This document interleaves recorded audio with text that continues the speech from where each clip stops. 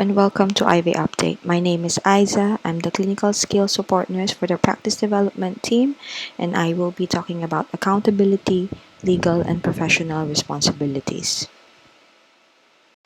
Target learnings for these sessions are all about accountability, assessment and decision making, consent and legal issues, documentation, and policies. So, what do we mean when we say accountability? So the principle of accountability, as stated in the NMC Code of Conduct, it is enshrined in various laws, particularly the common law of negligence.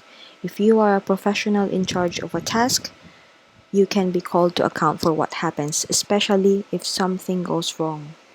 If you perform a task, i.e., administering a medication, you take responsibility for the task and its outcomes.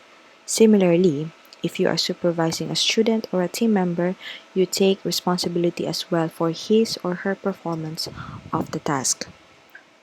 So, accountability, as defined by the Nursing and Midwifery Council, it is the principle that individuals and organizations are responsible for their actions and may be required to explain them to others.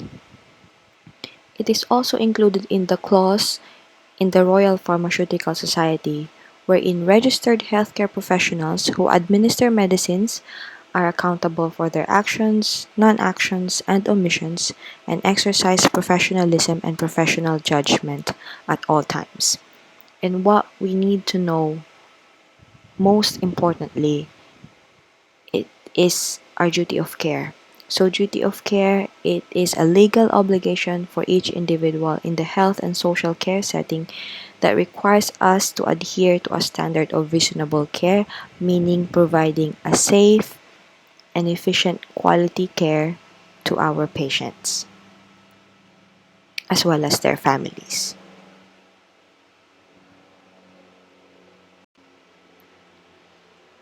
In addition to that, all healthcare professionals should own actions and omissions in line with the requirements of professional bodies.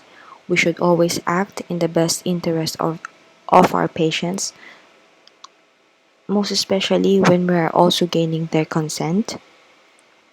And of course, we should always know our limitations, acting within this, and knowing when to seek guidance from a colleague with greater experience or knowledge.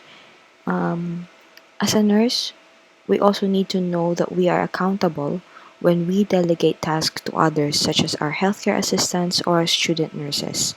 When delegating, we should take on board the mix of skills in our team, making sure that the person who does that work is able to do it and it is within their scope of practice, and that appropriate levels of supervision or support are always in place.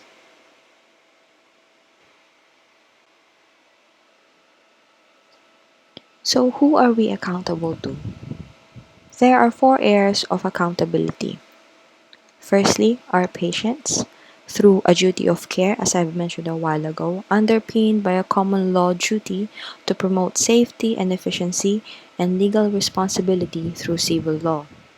And any significant failure in that care can sometimes lead to complaints, potential legal action, and sometimes a referral to a professional regulator. We are also accountable to the public. We are also accountable to our employer as defined by our contract of employment and job description.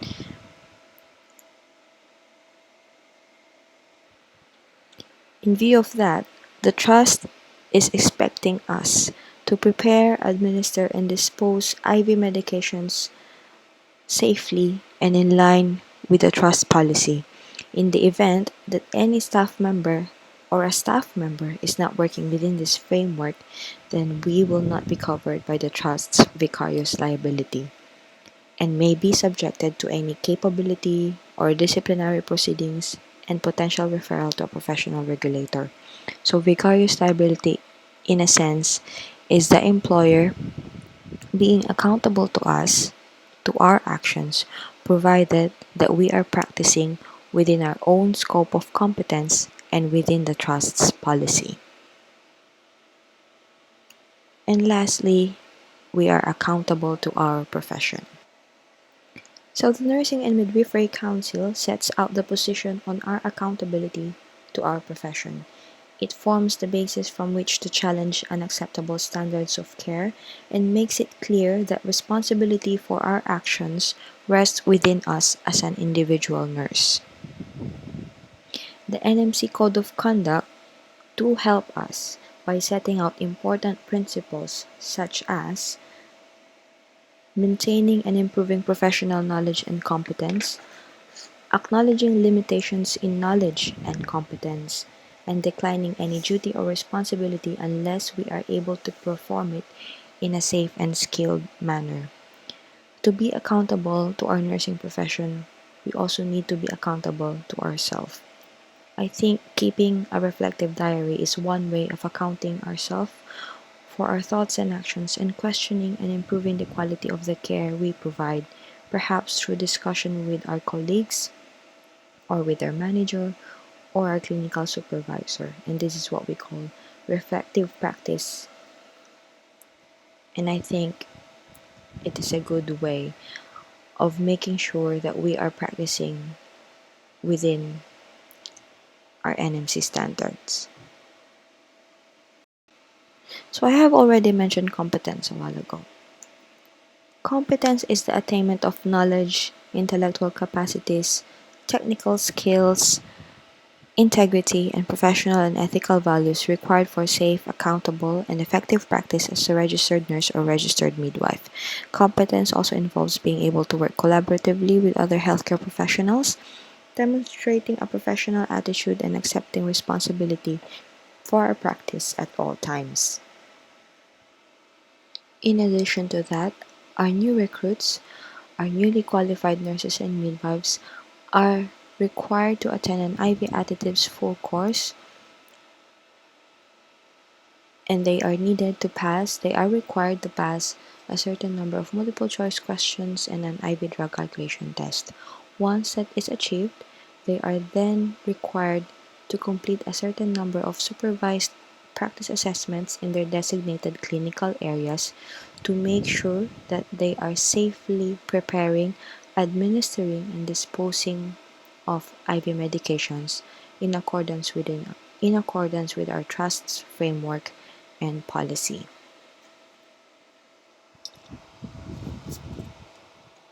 And lastly, since our competence changes and develops over time, our level of competence is influenced by our educational preparation, frequency of clinical exposure, and the duration of our experience in particularly the clinical settings. Since competence is not constant, we are expected to continually reevaluate our competence when faced with new practice situations. And that's why the trust is requiring us to have an IV update every 3 years to make sure that we are up to our standards. So once we are assessed as competent, we can now administer our intravenous medications independently. And that involves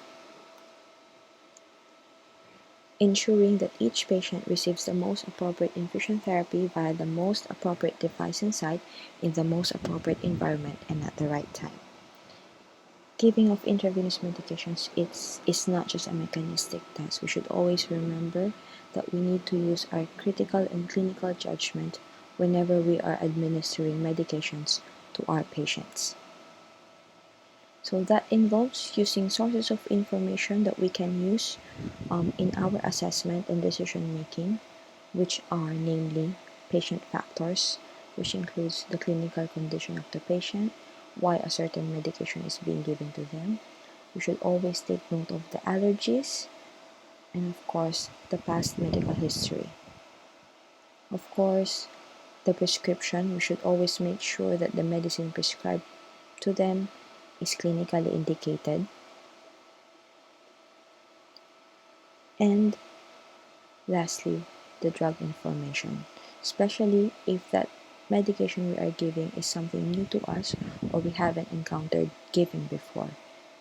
We can always refer to our Medusa, our British National Formulary, and of course our electronic medicines compendium whenever we are not sure or whenever we want to make sure on how we administer a certain type of medication.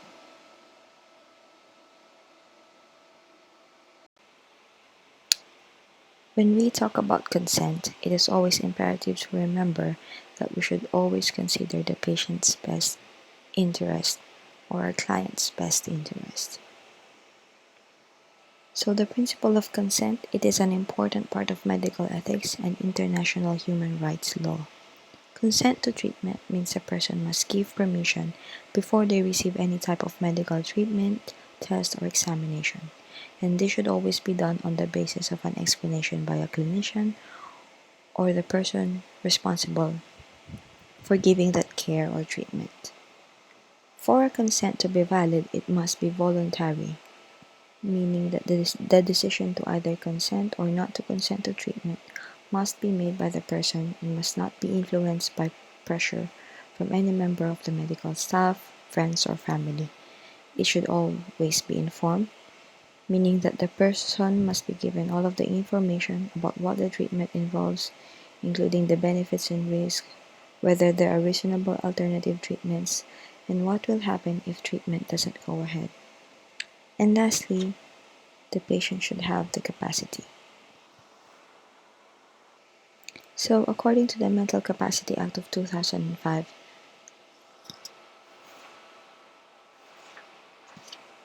all adults are presumed to have sufficient capacity to decide on their own medical treatment unless there's significant evidence to suggest otherwise. So, capacity means the ability to use and understand the information to make a decision and communicate any decision that was made. A person may lack capacity if their mind is impaired or disturbed in some way, which means they are unable to make a decision at that time. Examples of how a person's brain or mind may be impaired include mental health conditions, dementia, severe learning disabilities, brain damage or brain injury, physical or mental conditions that cause confusion, drowsiness, or a loss of consciousness, and intoxication caused by drugs or alcohol. We should also remember that as capacity can sometimes change over time, it should be assessed at the time that consent is required. And if an adult lacks the capacity to give consent, a decision about whether to go ahead with the treatment will need to be made by the healthcare professionals treating them, or if the patient has appointed a lasting power of attorney or someone appointed by the court, then that decision can be made by them. Again, we should always consider the patient's best interest. Like adults, young people aged 16 or over are presumed to have sufficient capacity to decide on their own medical treatment unless there's significant evidence to suggest otherwise. Children under the age of 16 can consent to their own treatment if they're believed to have enough intelligence, competence, and understanding to fully appreciate what's involved in their treatment. This is known as being Gaelic competent.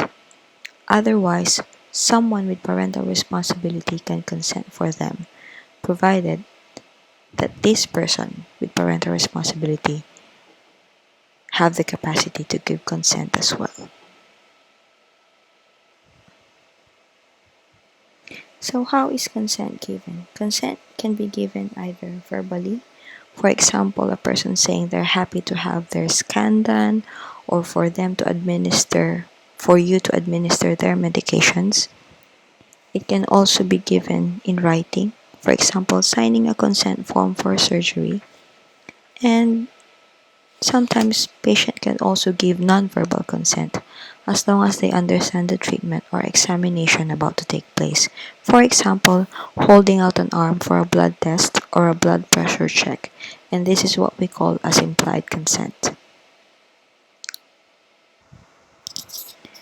It would seem logical to assume that if patients have the right and the capacity to consent to treatment, then they have the right to refuse consent. When a patient refuses treatment or withdraws consent, the healthcare professional should see the patient with a witness, a relative where possible, and give a clear explanation of the consequences of not being treated. If the patient continues to refuse after a full discussion of possible treatment, then this must be documented in the notes. If they have already signed a consent form but then changes their mind the healthcare professional should also note this on the consent form.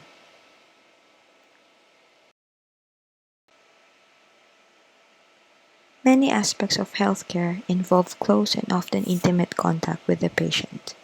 Indeed, many procedures are accompanied by discomfort and sometimes pain.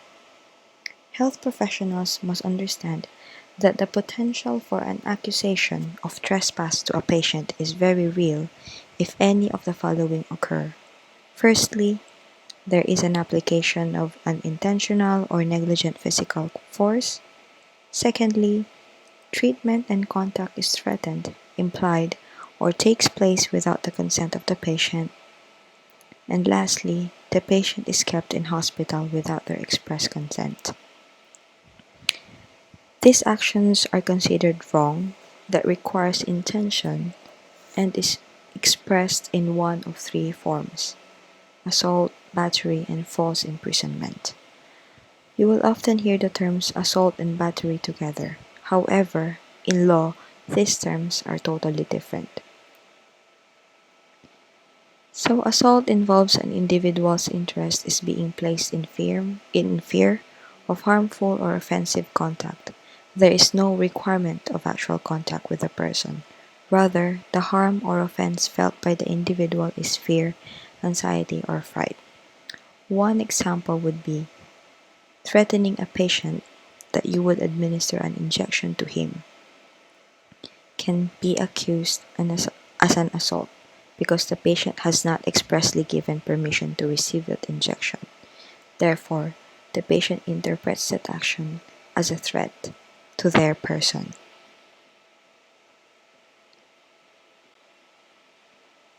Battery, on the other hand, is an intentional and wrongful physical contact with another person without the person's consent that includes some injury or offensive touching. In other words, it is the non-consensual touching of a patient. So, using my previous example, you've threatened the patient to give that injection and then you proceeded to administer that injection without his consent.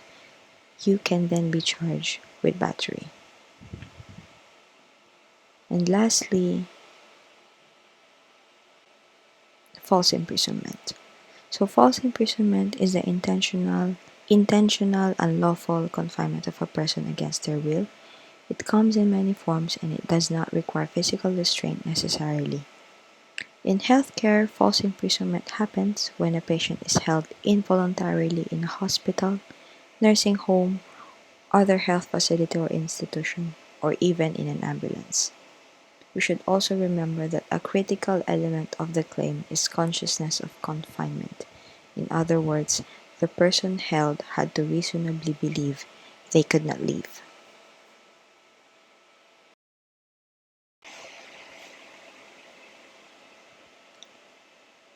These allegations are fairly easy to avoid if you keep certain things in mind when working with patients and their families. Firstly, you should always obtain consent from a patient before initiating any treatment. This may be evidenced by either a consent form when needed, or simply by just asking the patient if we can take their blood pressure, change their dressing, or administer their medications. Secondly, if a patient refuses treatment and there is no threat to their life or well-being, do not force treatment. Notify those who need to be notified and document the refusal and the notifications. Never threaten a patient or a family member in any way or act in a menacing manner toward a patient or family member. And never hold a patient down to force treatment or administer a medication. Never threaten to hit a patient or a family member or actually do so.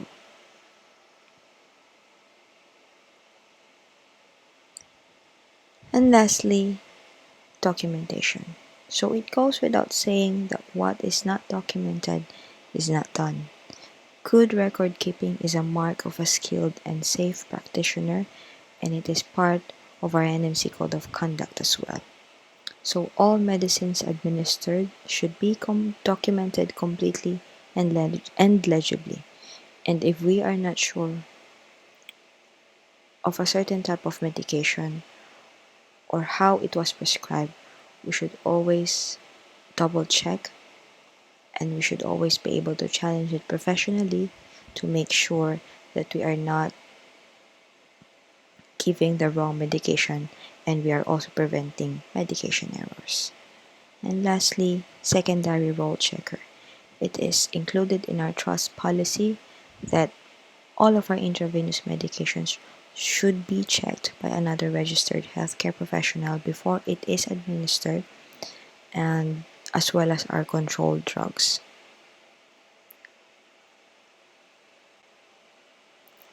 And lastly, these are just some of the such policies and legislative frameworks that you can always refer to if you still need any information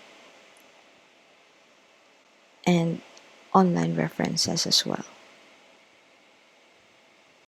Thank you for listening.